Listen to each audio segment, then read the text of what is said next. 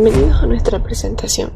Hoy vamos a desentrañar uno de los mayores desafíos biológicos del siglo XX. Ahora hablaremos de la encefalopatía espongiforme bovina, más conocida como el mal de las vacas locas, una enfermedad que es letal, misteriosa y sin cura. Analizaremos qué la causa, cómo se propagó desde el Reino Unido y por qué cambió para siempre los protocolos de seguridad alimentaria global. Comencemos con el caso índice. Episodio 1. La vaca que perdió la razón. La encefalopatía espongiforme bovina, o EEB, surgió como un enigma biológico en el Reino Unido durante la década de 1980. Los ganaderos comenzaron a notar conductas anormales en sus vacas, inquietud, sobresaltos repentinos y una torpeza progresiva. La ausencia total de fiebre y la falta de signos sistémicos de infección dificultaban la comprensión del cuadro clínico. En este contexto, aparece el caso clínico que analizaremos. Una vaca lechera de 3 años que comenzó con incoordinación leve y reacciones exageradas, hiperestesia, ante sonidos comunes. Mantenía su apetito, pero algo afectaba su sistema nervioso. Los síntomas progresaron a ataxia, pérdida de control motor. El animal tenía dificultades para caminar en línea recta y especialmente para girar, realizando movimientos bruscos y descoordinados. Esto indicaba un daño evidente en el cerebelo y otras áreas de control motor. Al examinar el tejido nervioso, los patólogos de 1986 hallaron la clave diagnóstica: grandes vacuolas en el cerebro, un cambio patológico que denominaron espongiforme por su forma de esponja. Episodio 2. Etiología y el descubrimiento del prión. Para comprender la EEB, los investigadores se remitieron a la enfermedad del Scrapie de las ovejas, descrita desde el siglo XVII. Ambos trastornos presentaban una degeneración neurológica lenta y fatal sin evidencia de infección viral o bacteriana. Esta similitud fue la pista crucial para poder entender el patógeno con el cual se estaban enfrentando. El avance clave llegó gracias a Stanley Prusiner, quien propuso la existencia de los priones, quienes eran proteínas mal plegadas que carecían de ADN o ARN. La etiología de la EEB se basa en esto. Una proteína normal adopta una conformación incorrecta, volviéndose infecciosa con su capacidad para resistir calor, químicos y desinfectantes. Continuando con el caso clínico mencionado, la vaca de 3 años comenzó a perder peso de manera constante, pese a mantener un apetito voraz. Esto reflejaba que el daño neuronal progresaba y afectaba funciones fisiológicas básicas, incluyendo el control metabólico. El prión no solo destruía el movimiento, sino que alteraba el delicado equilibrio del animal. La patogenia de la EEB es la conversión en cadena. El prión patológico actúa como un molde, obligando a las proteínas sanas a cambiar su forma. Estas proteínas deformadas se acumulaban en agregados insolubles llamados placas amiloides, que son altamente tóxicas para las neuronas. Y una vez que este proceso se inicia en el sistema nervioso central, la muerte neuronal es inevitable. Episodio 3. Historia. La expansión a través del alimento.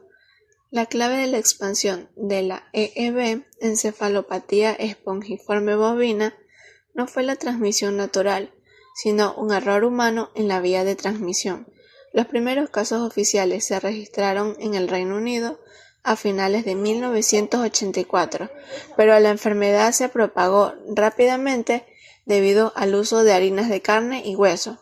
Estos suplementos proteicos se producían a partir de restos de animales, incluyendo ovejas infectadas con Scrapie, y se agregaban al pienso del ganado bovino. El caso clínico de nuestra vaca refleja esta problemática. El animal provenía de un sistema de alimentación que incluía suplementos de origen animal. Los priones presentes en los insumos sobrevivieron a los tratamientos térmicos habituales. El número de casos creció exponencialmente, llegando a miles a finales de la década, por la exportación de estos animales. En 1988, el Reino Unido implementó la primera prohibición de alimentar rumiantes con proteínas de rumiantes. una medida que buscaba detener la epidemia.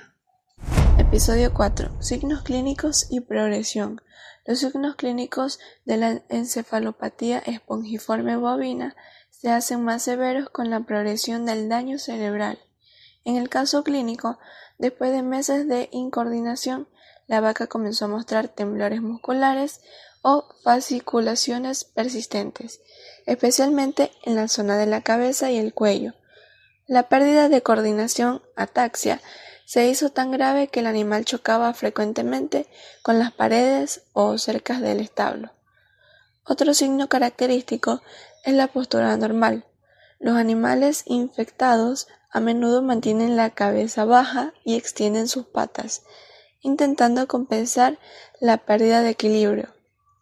La pérdida de peso marcada continua a pesar del apetito, ya que la disfunción cerebral afecta los centros de control metabólico y la eficiencia de la ingestión. El deterioro del encéfalo es irreversible. Con el tiempo, el animal pierde por completo la capacidad de mantenerse en pie. Esta es la fase terminal de la enfermedad.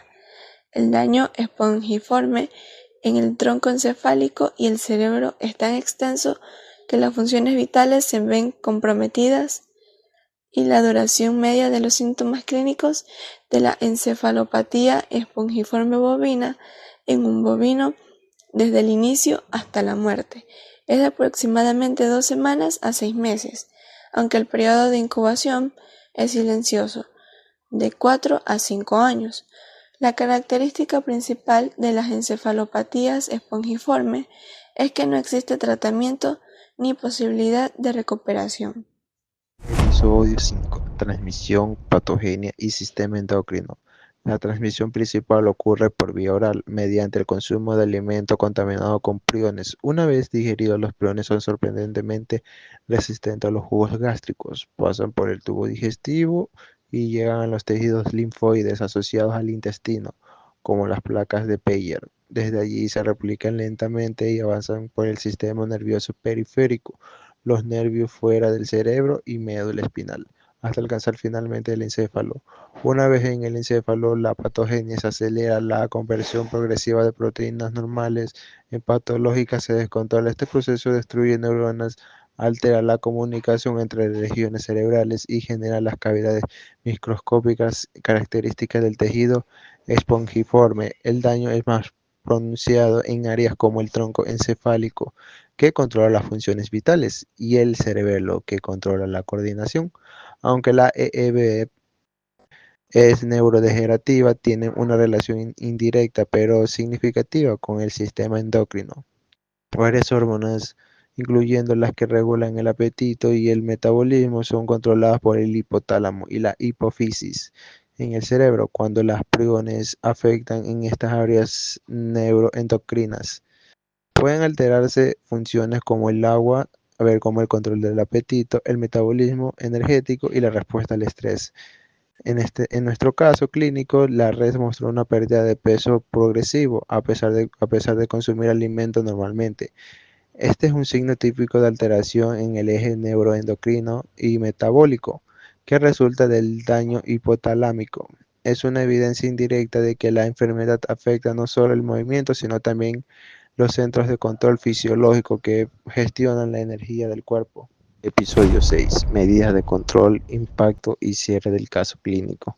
A finales de 1990, múltiples países implementaron medidas estrictas para detener la propagación del EEB, especialmente tras la confirmación de la variante humana. La acción más importante fue la prohibición total y obligatoria del uso de harina de origen animal en la alimentación bovina. Además, se reforzó la trazabilidad de los datos y se estableció la alimentación segura de materiales específicos de riesgo, siglas MER, como el cerebro y la médula espinal de todos los animales sacrificados. Estas acciones redujeron drásticamente la incidencia de la enfermedad, demostrando la eficacia de la provisión de la HSH. En el caso clínico que hemos seguido, la vaca entró finalmente en fase terminal, sin poder mantenerse de pie. El diagnóstico post-mortem confirmó las lesiones espongiformes en el tejido cerebral y la acumulación de priones patológicos. Su evolución fue un ejemplo clásico del curso clínico de la EEB y sirvió como herramienta crucial para comprender los riesgos biológicos de la gente. La comprensión de la EEB cambió la biología moderna, demostrando que una proteína mal plegada puede desencadenar una de las enfermedades más neurodegenerativas más difíciles de controlar.